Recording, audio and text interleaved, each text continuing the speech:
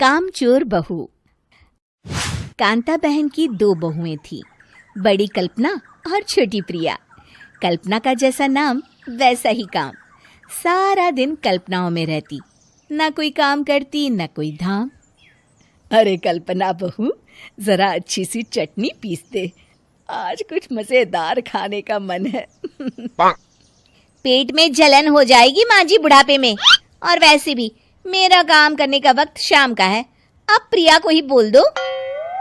इतना कहकर कल्पना वहां से चली जाती है। कांता कल्पना के ऐसे रवैये से काफी परेशान रहती हैं।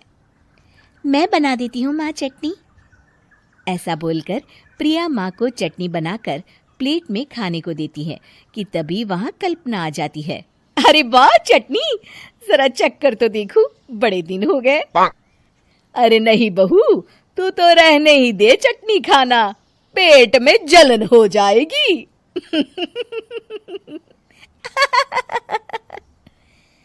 इतना कहकर कांता और प्रिया दोनों हंसने लगते हैं। कल्पना सारा दिन या तो मोबाइल में यूट्यूब देखती या फिर सोती रहती। उसका कमरा भी बिखरा और गंदा रहता। एक दिन कल्पना का पति अशोक उससे कहता है, अरे कल्पना, जानवर भी उस जगह को साफ कर लेता है जहां वो बैठता है, तुम तो इंसान हो, कैसे इतने गंदे कमरे में रह लेती हो? देखो सारा सामान यहाँ वहां बिखरा पड़ा है।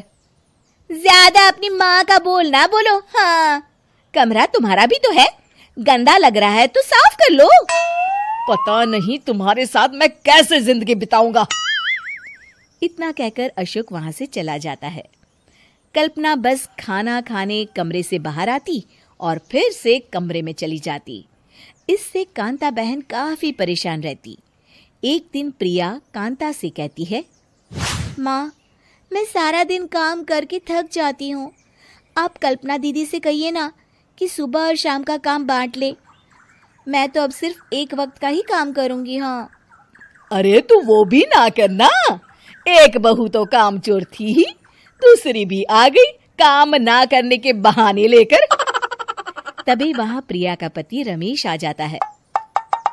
माँ, मैं देख रहा हूँ भाभी कोई काम नहीं करती, प्रिया सारा दिन घर और रसोई का काम करती है, अब कुछ करो ना माँ। कांता मन में कुछ सोचती है और कल्पना के पास जाती है। कल्पना फोन पर मेकअप करना देख रही होती है। कल्पना, तुम सारा दिन बस मोबाइल देखती हो, घर का कोई काम भी कर लिया करो। प्रिया सारा दिन काम करके थक जाती है। आज से मैंने फैसला किया है, एक वक्त का काम तुम करोगी, सुबह का खाना तुम बनाओगी और रात का प्रिया। आप लोगों ने काम को हव्वा बना रखा है। अरे पता नहीं थोड़ा सा ज्यादा काम करने में आप लोग घबरा क्यों जाते हैं। और हाँ, बहुत ज्यादा प्रिया की तारीफ मत करिए मेरे सामने, बड़ी बहू तो मैं ही रहूंगी। मैं कुछ नहीं जानती, कल सुबह मुझे वक्त से खाना चाहिए, रसोई में आ जाना, वरना कल से तुझे खाना नहीं मिलेगा। अगली सुबह कल्पना रसोई में नहीं आती है। वो देर से सोकर उठती है और बाहर आकर कहती है, अरे भूख लगी है, आज खाने में क्या है? इतनी देर हो गई, आज किसी ने मुझे उठाया भी नहीं, पता नहीं कहाँ है सब। कल्पना को घर में कोई नहीं दिखता। वो रसोई की तरफ जाती है जहां बड़ा सा ताला लगा होता है। अरे रसोई में ताला? ओ, मैं तो भूल ही गई थी।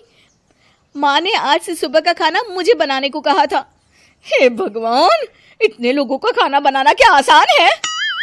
तभी घर के सारे सदस्य बाहर से वापस आते हैं। वाह माँ जी, मजा आ गया छोले भटूरे खाकर। मेरे मुंह में तो अभी भी स्वाद आ रहा है। अरे कल्पना, तेरे भरोसे रहते तो हम तो भूखे ही रह जाते।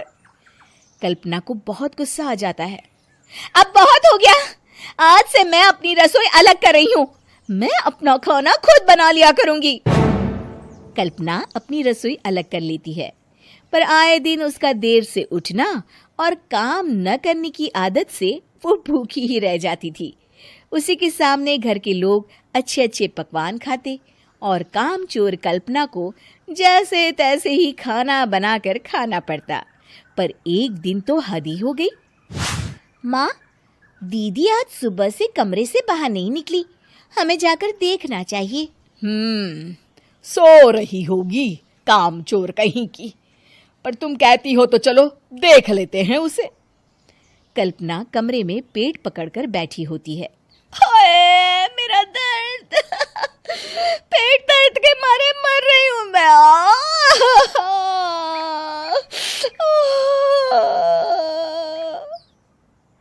अरे दीदी, क्या हुआ?